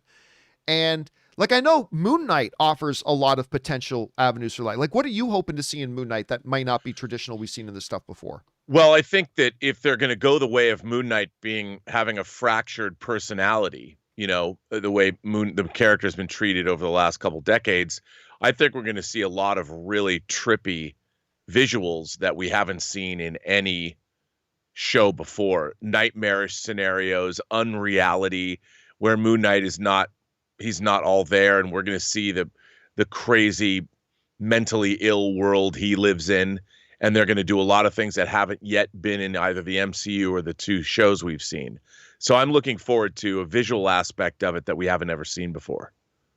All right, next up, we've got Dean Dillon who writes, "Hey John, just wanted to ask what you would think if there was a movie where Jason Bourne, John Wick, James Bond, and Ethan Hunt all fight against each other or teamed up. Not interested. I'm curious about the idea of a crossover, but something, again, this sounds more something akin to a YouTube video than it does to a real motion picture. So not, I mean, don't get me wrong. Of course, if that movie came out, I would go see it, but do I want that movie to get made? Not really. The idea of just two characters having some kind of crossover, like Hutch, for example, that would be more appealing to me personally. All right, next up. Lily Rico writes, "Hello, John. Are there any updates for The French Dispatch? I've been looking forward to that movie. It has been an impressive cast and have not read anything about a release date." You know what, Rob? That's an interesting one because, you know, that trailer came out for The French Dispatch. I'm not going to lie. I didn't love the trailer. But obviously, when you look at the filmmaker and the cast, I mean, it's very appealing. The last I heard, they have not reestablished a new release date. I mean, the last I heard, I don't know if you've heard any different. Where are you looking forward to this movie? Where are your expectations? And while you're answering that, I'm going to look up to see if I can find anything about a release date. I am a big fan. So I thought The French Dispatch looked great. Yeah, for those of you, I mean, the Life Aquatic with Steve Zissou and is probably one of my favorite of those films, but I also really like the Grand Budapest Hotel. Yeah, I love that as well. Of the later movies, I love his first film, Bottle Rocket, you know, with Owen Wilson. So I look at this and it looks great. Looks great. Yeah, I'm looking at IMDb right now, and there is nothing listed for a release date right now. Yeah, I'm not seeing anything about a release date, so I guess they still haven't decided exactly what they're doing with it. If you guys know any different, jump into the comments and let people know, but as far as I can see, they still don't have a release date. I'm sure they'll get around to it, but nothing, I haven't heard anything new yet. All right. Next up, we've got Leon Sunwolf who writes, "Hey, John." Actually, is that where we're at? Yes. Okay. Hello, John. About the Fast and Furious crossover with Jurassic Park. They don't need to cross over to put a T-Rex in a movie, and Vin Diesel's already playing this kind of thing in the Arc 2 game. That's right. I saw the trailer for that Arc 2 game, by the way, and the associated Netflix anime series. Rob, I really regret that you weren't around here when we were talking about that, but of course, you know, the question came up with the director and Michelle Rodriguez, one of the stars, is like, could we see Universal crossover Fast and the Furious and Jurassic Park? And both of them were like, yeah, that could happen.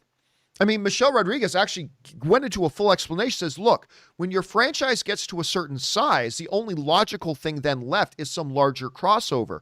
Yeah. The big problem in Hollywood is, of course, lawyers and different studios. But in this situation, says Rodriguez, we're all under the same roof. And then, you know, Juan says, or Justin Lin, I should say, says, listen, all I'm going to say is that never say never. We refuse to put ourselves in any boxes, and that's all I'm going to say about it for now. So, I mean, obviously, I never think that's going to happen. I don't ever think we're going to see Fast and Furious crossover with Jurassic Park. But the fact that they seem so open to the idea is really interesting. I don't know. Number one, do you think that will ever happen? And would you be interested to see, you know, Han get transformed into a velociraptor? I don't know. What do you think about that whole story? Okay, you know, here's the thing. This is going to seem strange probably coming from me. But I love the Fast and the Furious franchise. My favorite film in the franchise was Fast 5. I think their tendency over with Fast 7 and Fate of the Furious, they've pushed credulity too far. And Hobbs and Shaw. I mean, everyone laughs at it now, but I thought Fast 5 was a great A-list B movie that was still believable. It still had what made the franchise something I was interested in. As much as I watched Justin Lin coming back, as much as I love the trailer for Fast 9, it's ludicrous. I mean, there's no shred, and it seems strange to say this, but there's no verisimilitude. There's no shred of reality left in the film. And I mean, I usually like movies that make one ask. Like in Fast 5, that those two cars could carry that bank vault, how heavy it would be through the city. That was a big ask, but I buy it.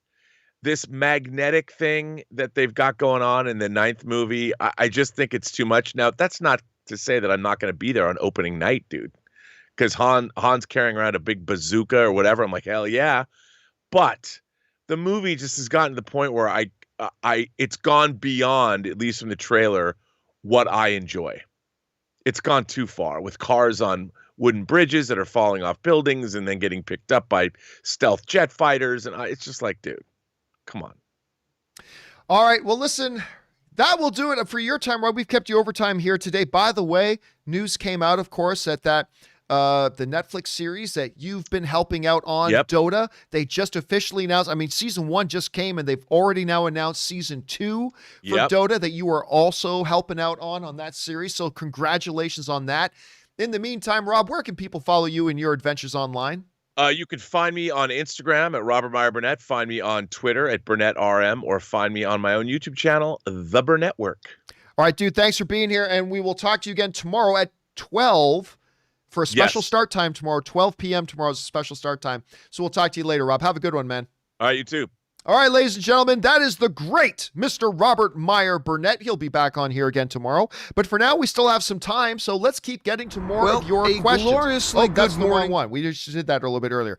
This one comes to us from Jesse, who writes, I'm hearing rumors that Naughty Dog is working on a PS5 remake of the first Last of Us.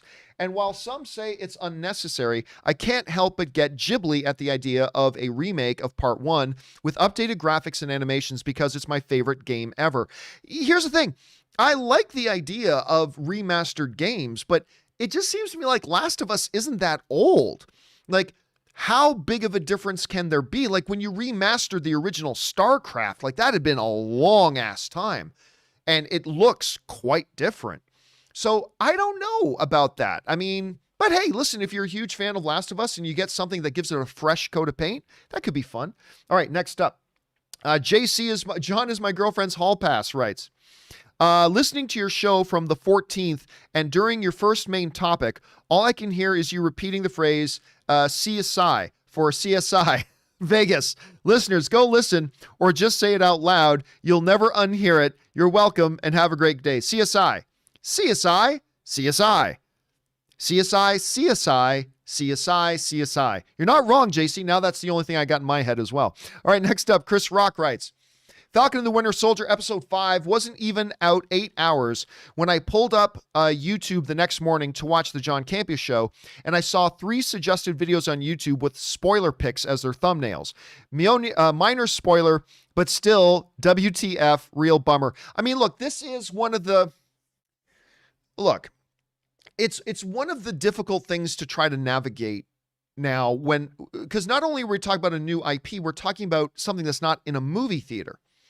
Like, we all understand when something comes out in a movie theater, you got to give people time to get around to going to see it.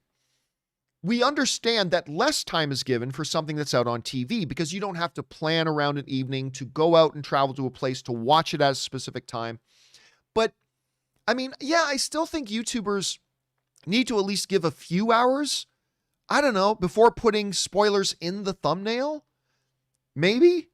I don't know. It's tough. It's a tough thing to navigate. So that's part of the reason why I think Disney should start dropping their shows at like 7 p.m. or 8 p.m. instead of 3 a.m. or 4 a.m. You know, it just gives everybody more of a heads up time to watch. But I feel you, man. It's a difficult thing. All right. Let's see. Next up. We've got, It's All Groovy writes, Hey, John, I recently came across an old movie I hadn't seen in years, a little movie from 1985 called American Flyers. Oh, that's with Kevin Costner. It stars Kevin Costner, David Grant, and a Ted Danson look-alike. Have you seen it? A good story and lots of great music. I'm familiar with, because I've seen the poster. I can see the poster in my head, but I've never watched that. Now, granted, I was pretty young when that movie came out, but I have personally never seen it. But I do love Kevin Costner. So I might be down for checking that out at some point. It's All Groovy. Anyway, thanks for the recommendation, and thank you for recommending to everybody else out there who's now seen what you wrote. So thanks for that, man. All right, next up, Willow writes, Come on, John. Don't you know that Kong comes from a long line of famous architects? Again, I'm not going to give the whole thing away, but that is, of course, something from my 5 worst things about Godzilla versus Kong. Again, a movie I very much enjoy. You guys have heard me for weeks now gushing about how much I enjoy it, but there are things that should be pointed out about it. And so if you want to know what Willow's talking about, go check out that video. It's up on the front page of my YouTube channel. All right. Jordan writes, one of two. Did you notice in episode 5, the past, present, and future views of being black in America, with Isaiah Bradley's history, Sam's decision to take up the mantle, and Sam's nephew holding the shield? Not knowing what it means to Isaiah and Sam, being that they never experienced how some things are, I am sure Sam thought he could somehow make a difference, and that's why he decided to take up the mantle. Thoughts? Well, again, you're talking about issues. Look, I said this before. Let me repeat it here. As a Canadian Italian, you, unless you were also Canadian Italian, you can basically understand my experience, but you can never fully understand my experience because you didn't live my experience, right? You can have a basic understanding of it, but you can't fully grasp my experience growing up the way I grew up, in the environment I grew up in, and the family I grew up in. It's a very specific thing. You can basically get the gist of it, but you'll never fully understand it. It's the same thing when we look at some of the issues being addressed in Falcon and the Winter Soldier, particularly when it comes to being black in America, Sam's character, Isaiah's character, things like that. I can get the gist of it. Like I do. As an audience member, I get the gist. But somebody like me, in my context, as an Italian Canadian, I will never fully understand and fully be able to grasp what that experience is, right? That being acknowledged and said. Yeah, I love the way they've juxtaposed that. And like I said, one of my favorite parts of that episode was when, understanding where Isaiah was coming from, Sam now talking to his sister and saying, I'm going to continue the fight. Because if I don't, then what was the point of all that sacrifice that guys like Isaiah? What was the point of all that turmoil that guys like Isaiah had to go through and endure? If I don't continue the fight now, then all that was for nothing. And I really love Sam's philosophy in that scene. And again, I say that acknowledging that I can't fully grasp the totality of the experience, but I just thought what Sam did in that thing and the words he chose to say, I thought were really perfect. So I appreciated it very much. All right. Next up, wait a second here. 1 second. Okay. Next up we have, why can't I get the screen to come on? There we go. Next up we have, Mr. Silva writes, Deadline stated the first season of Amazon's Lord of the Rings will cost $465 million to produce. We talked about this a little bit earlier. More than the trilogy. While they are eligible to receive $114 million in tax incentives from New Zealand, they've already spent $250 million on the rights. Is it worth the cost? It's absolutely, like, to Amazon, it absolutely is worth the cost. Because to Amazon, this isn't just money they're spending on a show.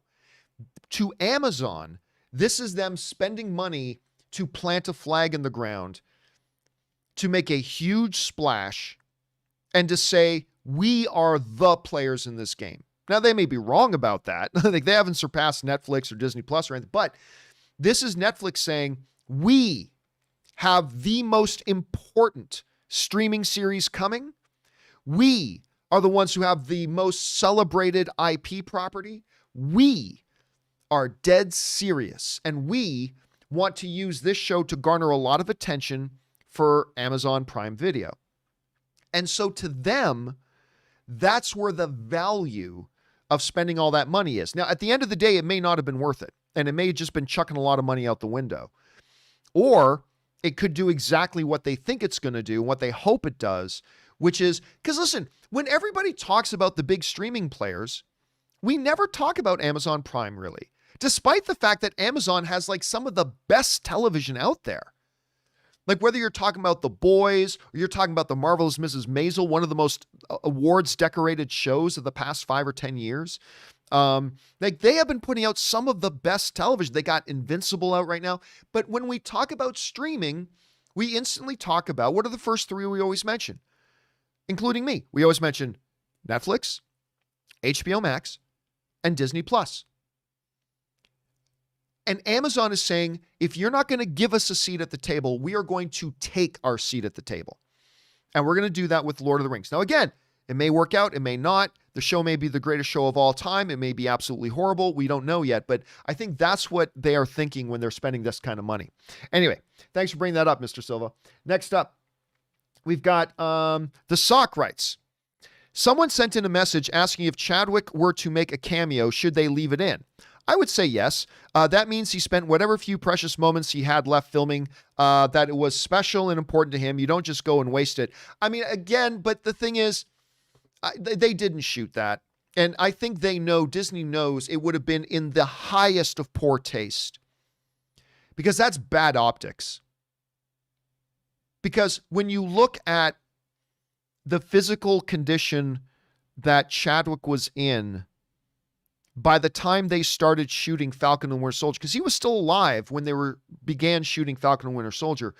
But when you look back to that era and you already see how deteriorated his condition had become, I think the perception of Disney would be, how greedy is Disney that they would get a dying man to come on camera to shoot something just so they can profit off of it. It's terrible optics. It would be an incredibly poor taste. And so that's why I don't think they ever did that. Now, who knows? Maybe they'll shock and surprise us. But I think they are playing with fire, knowing that what the narrative would be is that Disney cared more about making money than they did about the fact that this actor was dying. And they decided to throw this dying man on camera so they could profit from it. That's fair or not. That's what the narrative's going to be. That's exactly what the narrative will be. And there's not a lot you can do to argue against it. Now, everybody knows all corporations and companies are greedy. That's business, right? You don't get into business to break even. You get into business to make money. So everybody understands all companies, all businesses are greedy. Greed is good. Greed works, from Wall Street. But there's taking things too far.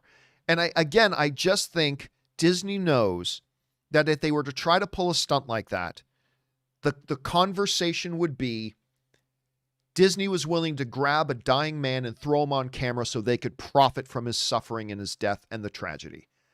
And that's what the story will be. And I think they know they need to avoid that at all costs. Anyway, that's my take on that. Anyway, next up, we've got Roll of the Egg Rights. Hey, John and Co. On an earlier show, you were pouring a fresh can of Zevia into your cup on camera. I thought he needs to have some gurgle fizzle sound effects. That's true. I should put that in. My old mind goes to strange places. I just follow. Love your show. Let the filthy come forth. Yeah, and I just did pour a refresher can get the last few drops out of there into my mug. Thank you so much for asking. Yes, Zevia. Sponsor me, you sons of bitches. It's really the only thing that keeps my throat going while I'm doing these shows.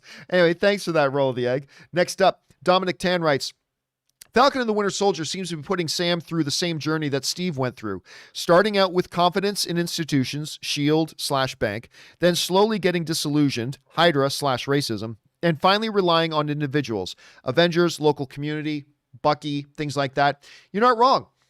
It really does seem like that's his journey right now. He starts from a place of more pure optimism. He's going through a phase of disillusionment and then coming to a place of resolution. Optimism, disillusionment, and then resolution. And that seems to be what his journey has been so far. And it's good. I'm very excited. Listen, I said before, I'll say it again. Falcon the Winter Soldier episodes 1 through 3, I enjoyed, but I didn't love. There were moments in episodes 1, 2, and 3 that I loved, but overall, I liked Falcon and the Winter Soldier. I was having a good time watching it, but I didn't love it. Then episode 4 came. And episode 4 was like, this changes everything. I am now all on board with this. And then episode 5 I thought was great for its own reasons as well. So now I am completely all on board with this show. All right. Next up. Chris writes, am I at the right place? Yes. Chris writes, hey, John, love all that you do. Thank you, Chris. I appreciate that. Who do you think is more unstable? John Walker in Falcon and the Winter Soldier or Benjamin from Daredevil? Benjamin Dex Poindexter in Daredevil season 3.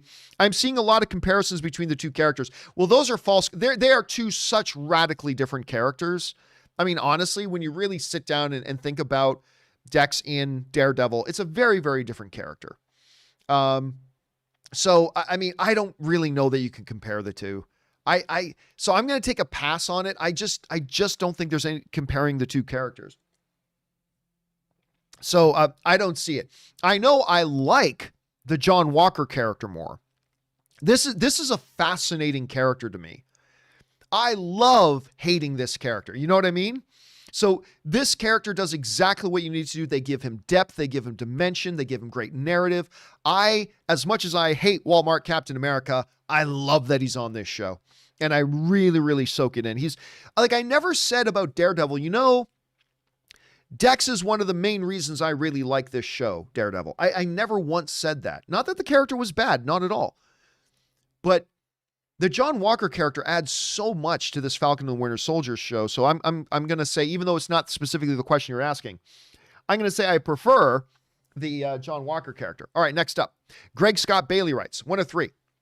John, I watched Captain America the Winter Soldier on my list of MCU rewatch, and Alexander Pierce, the Robert Redford character, states that Nick Fury hired Batroc as a diversion to hijack the Lumerian star. Natasha confirms to Steve this as a possibility. I don't recall that, but I have to go back and see it again. If Sharon Carter, then Agent 13, was also working for Fury and Batroc is merely a hired merc, it makes sense she may have him as a resource to do the right thing, but with dirty hands. At least that's my hope, because I really like Sharon. Watching Captain America the Winter Soldier again was a fun, adventurous time to revisit. Also, while I knew director Joe Russo acted in Civil War and Endgame, I didn't know he was also in this one as the Doctor taking care of Fury. Yeah, that's the first one, right? When they bring Nick Fury in, he's the guy taking care of him there. So when Cap shows up, but when Maria brings him to the secret location, yeah, he's there doing that. So I always thought that was pretty cool too. Listen, the Sharon twist is, like, to me now, more important to me than what is Sam taking up the mantle of Captain America or not, or is he just going to carry on the legacy under another name?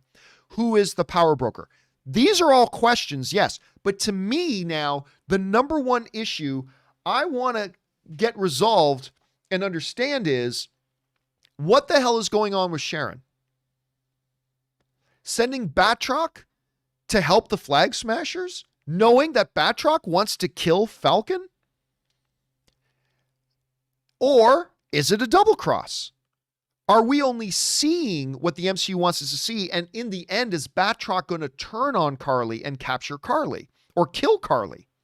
And that was Sharon's plan all along. But either way, that whole thing, when we see Sharon on the phone with Batroc, sending her in to help Karli, I'm like, wait a minute, what the hell is going on? Is she straight up villain? Is she a Skrull? Because remember, listen, before you throw away the idea of Sharon being a villain, and I'm not saying she is, but before you just throw away the idea that Sharon has turned villain, how many times, how many movies and TV shows have we seen where the villain became a villain because of a great betrayal?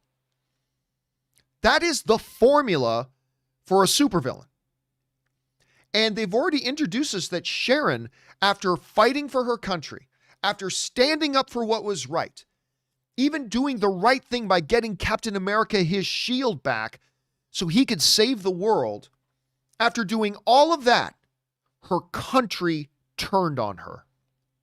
And she's not even allowed to go home. We have seen villains birthed out of smaller stuff than that. Now, again, I'm not saying she's gone criminal. I'm not saying she's gone villain. All I'm saying is, don't dismiss the idea that she might have gone villain, because we have seen people go villain for much less than what the great betrayal she has just had from her country. But anyway, it's going to be interesting to see how they play that out, man. It's going to be interesting to see how they play it out. All right, next up. Atreyu writes, you've mentioned Snyder's Justice League at 4 hours theatrically would bomb. Yes, I agree. I mean, I think not just because it's Zack Snyder's Justice League, I think any movie at 4 hours in the theater would bomb, just to be clear. It's not like it would bomb because it's Justice League. It would bomb because it's 4 hours. Anyway, I agree. I have a counter argument, though. Why are most of the highest grossing films long movies? I feel like there's a strategy to releasing long movies. There's a difference between, though, you can't just, let's take Endgame for an example, right? Let's take Endgame. And let me bring up something here. Let me just get this information up here. Okay.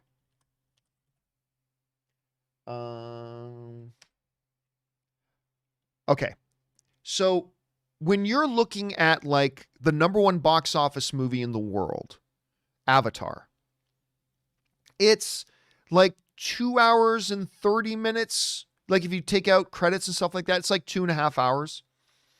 240 if you want to start throwing to something like that. Anyway,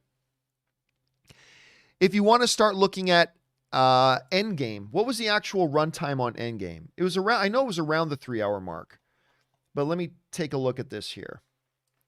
Endgame. Let me just see if I can find this here.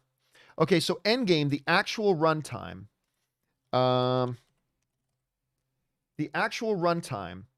minus credits was 2 hours and 49 minutes.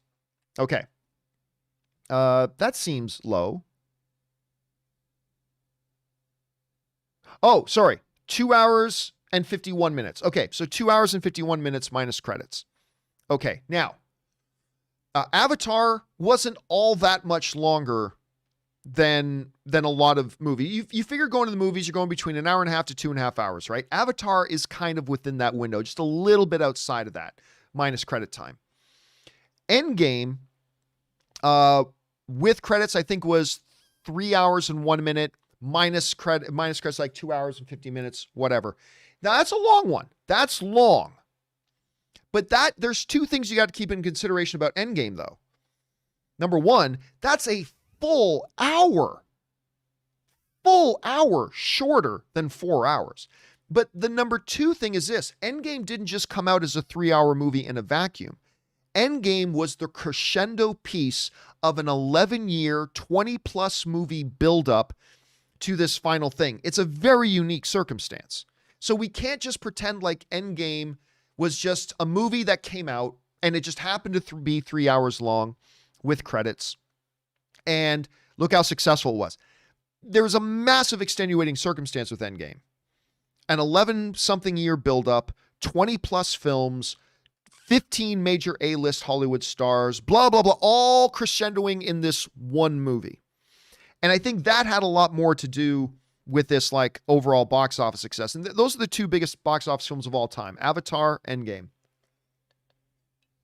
So I don't think there's any kind of an equation to be made there that the longer film, it does better. And again, we are talking a massive difference between the longest one we can talk about in this conversation being Endgame at 3 with credits to something being over 4. Like that's a huge jump. So I don't know that there is a relation there. I don't think there is one there, but it's interesting to bring up nonetheless. It's totally interesting to bring up nonetheless. All right, next up. Greg Scott Bailey writes, wow, that thing just doesn't obey the laws of physics at all, does it? This is Spider-Man talking about Captain America's shield. Tom Holland, Spider-Man, and Captain America Civil War commenting on Captain America's shield throwing. Because I brought up on like yesterday on part 2 of the Falcon and Winter Soldier episode 5 spoiler discussion, I brought up the fact that what they're doing with the shield in the training circumstances makes no sense whatsoever. Like what they can do with that shield, A, not being magical, and B, not being computerized and high tech. Just the things that happens with that shield makes absolutely no sense. And you're right. Spider-Man himself, Greg, in the movie directly points that out himself. Man, that shield just does not obey the laws of physics. Totally does. It's one of those things where they expect us to suspend disbelief, and we get it. But yeah, it does. It is kind of like, that is not what that shield would do if you threw a metal shield disc like that. That's not what would happen anyway. But it is what it is, Greg. You're right. All right, next up. We just got time for a couple more here. Jordan Handley writes, 1 of 2. Hey, John. Have you seen an excellent movie called Stay Hungry? It stars Jeff Bridges, Sally Field, and Arnold Schwarzenegger. I do not remember that. The year it was released, the Golden Globes awarded Arnold Best Upcoming Actor. The same ceremony, Sly lost the Best Actor category for Rocky. Arnold made a jab of him at the show. Because of this, the epic rivalry of Stallone and Schwarzenegger began. And of course, Stallone and Schwarzenegger, and I don't believe I ever... Oh, wait a minute. Maybe I have to take that back. Maybe I have seen that. it might be something I'm thinking. Let's go with that. I haven't seen it for now. Okay. Of course, Stallone and Schwarzenegger went on to become great friends. They became business partners as well with their Planet Hollywood stuff. Then Stallone went and got Arnold to come over and do Expendables. I mean, and they've worked on other projects as well. Anyway, of course, those two went on to become great. And these are the two guys who were the faces and the epitome of what the action franchise was for the 80s, 90s, 2000s. I mean, it was Arnold and Sly. That they are the faces. They represent, I mean, it's like Magic and Bird, right? That's what these guys were, the Magic and Bird of the movies. And but no, I have not seen that one in particular, Jordan. I must admit I haven't seen that one. All right, next up. Teddy Wren writes, Smiling Tiger is the power broker. Number 2, in looking forward to John Walker's upcoming replica Etsy shop, because of course he's making his cosplay shield. 3, Bucky has a thing for ethnic women, Black/Asian. Oh, that's right. Because of episode 1, it was that Asian. By the way, that girl was cute. I want that girl to come back. I know everybody wants to go all in on, they're all shipping the whole Sarah Bucky thing. I want Bucky to go back and pick up that date with that Asian girl. Anyway, number 4, Sam must have vibranium thumbs because he's catching the shield. And number 5, Isaiah's right. We'll see where all that goes. But yeah, many great observations there, Teddy. All right, last question of the day. This will be the last one today, and then we'll pick this up a little bit later. Daryl Best Wadley writes, in the last 2 Captain movies, he was a fugitive, and most people blame him for the destruction caused by the Avengers fighting crime. No, that's not necessarily true. That's not true. Just because the government decided, listen, not even everybody in the government who wanted the Sokovian Accords blamed the Avengers. Like, even Thunderbolt Ross didn't blame the Avengers. The whole point of the Sokovian Accords was like, look, this sort of thing, when we're dealing with people like you who have the power levels that you have, running around just unchecked with no oversight and no accountability. Now, I'm on Team Cap, not Team Iron Man when it comes to this, but their thing was, this is all your fault, Avengers. Most people weren't saying that in the MCU. What they were saying was, even Thunderbolt Ross himself was like, look, this kind of power unchecked, with no oversight and no regulation and no restraint, is not something the world can accept. Right? It wasn't that they blamed them for that, although some people like Zemo obviously did. Anyway, even though he served the country in Endgame, to most of the people in the Marvel world, he's probably as bad as John Walker. Again, I believe that is a misperception of what the status of what's going on in the MCU was. I think that is a big misperception, a misconception of what is actually happening with people in the MCU. I just think you're reading the room a little bit differently. Anyway, there's that. Okay, guys, listen, there are still more questions to come from Chad Furlong, Caleb, and James and others. We will pick this thing up with your questions on tomorrow's episode of the John Campea Show. And again, a reminder, tomorrow is a very special start time for the John Campea Show, only for tomorrow. Instead of starting at 10 a.m. Los Angeles time, which is 1 p.m. New York time, tomorrow and tomorrow only, because Anne's got this big thing with Apple that I want to watch with her at 10 a.m. The John Campea Show tomorrow will go live at 12 p.m. Los Angeles time. That's 3 p.m. New York time. We hope that you guys will come back and join us then. Okay, guys, big thank you to all of you for making this show a part of your day. Special thanks to Robert Meyer Burnett for bringing his glory and greatness to the show. And a very special thank you to all you guys who sent in those live questions. Number 1, because you gave us great fun things to talk about. But number 2, you supported this channel as you did it. And all of us here involved with the John Campea Show, thank you guys very, very much for that support. All right, guys, that will do it for me. Remember to do the 4 main things. Stay smart, stay safe, take care of yourselves, and take care of the people around you. My name's John Campea, and until next time, my friends, bye-bye.